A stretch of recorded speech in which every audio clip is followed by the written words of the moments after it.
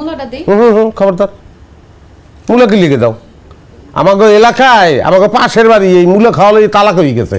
হ্যাঁ, মূলা এটা কোনো খাওয়া নিল মানছে খায়?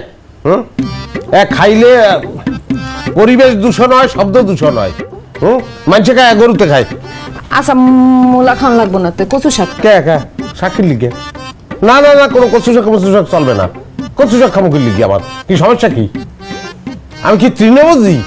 আচ্ছা কচু শাকও খাওয়ান লাগবো না, এই যে পালং শাক আনছে। কোনো চেঞ্জ নেই। কি কবিরাজ বাড়ি এটা বুঝলাম না। হ্যাঁ, সব শাক সবজি, হ্যাঁ, কোনো আমিষের ব্যবস্থা নাই। হ্যাঁ, মাছ ঠাস কোনো কিছু ব্যবস্থা করে না, খালি কইতেছে এটা খাও ওটা খাও এটা খাও। হ্যাঁ, এই সমস্ত জিনিসপত্র খাইলে এটা কি আমার শরীরে বলই দেয়?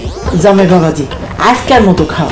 আমি তো ভাবছি যে এইসব খাইলে তোমার শক্তি হইব, এই লাগা এই আয়োজনগুলো আমি করছি। আপনি আউগারি ভাবেন কি লিখি আম্মা? জিগেই ভাববেন না তা? ভাবিয়ে কারা ফালাইছে নেই আপনি আর আব্বাই খান, আপনাকে শক্তি হোক। এতক্ষণ ধরে খালি শুনতেছি, কিছু কইতেছি না। ভাবখানা নবাব আইছে, বাংলার নবাব। এতই যদি নবাবি নিজে বাজার করে আনলেই তো পারো। নবাবে কোনোদিন বাজারে গেছে? সিরাজদৌল্লা বাজারে গেছে না টিপু সুলতান মাছ বাজারে গেছে? কন আমনে ইতিহাস না জানিয়ে কথা বললে এইরকমই হয়। এটা তুলনা দিল। কাশেম কোথায় আর কোথায় নবাব সিরাজউদ্দৌলা? তা হয় কাশেম রে কাশেমই কইবেন, নবাব সিরাজউদ্দৌলা কইতে যার কা? নিজের কথা নিজেই তো পেছে পড়ে। হেড পড়ো, আমি তো একটা জামাই, কি ব্যবস্থাটা কি আমি বুঝলাম না। ডাইরিয়া দেখেন কি? পানির মধ্যে ভুলে ডাল দিয়ে হেলাইছে। এই যে কোনো খাওয়া নইলো, শিশু মাছ আনছেন বাজারে তো। এই খাইলে মাছের উপর অত্যাচার করা হয়।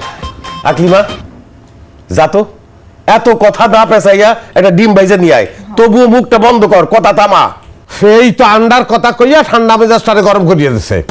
আন্ডা কেন আন্ডা? তোমার একটা লিস্ট করিয়ে দিছি আমি। লিস্টটা বারে দেখাও না, ওর মধ্যে কবুতরের মাংসের কথা লেখা ছিল, আমার মনে আছে। এখন আন্ডা যে বুঝ দেয় আমারে, আমি বলে আন্ডা খাবো।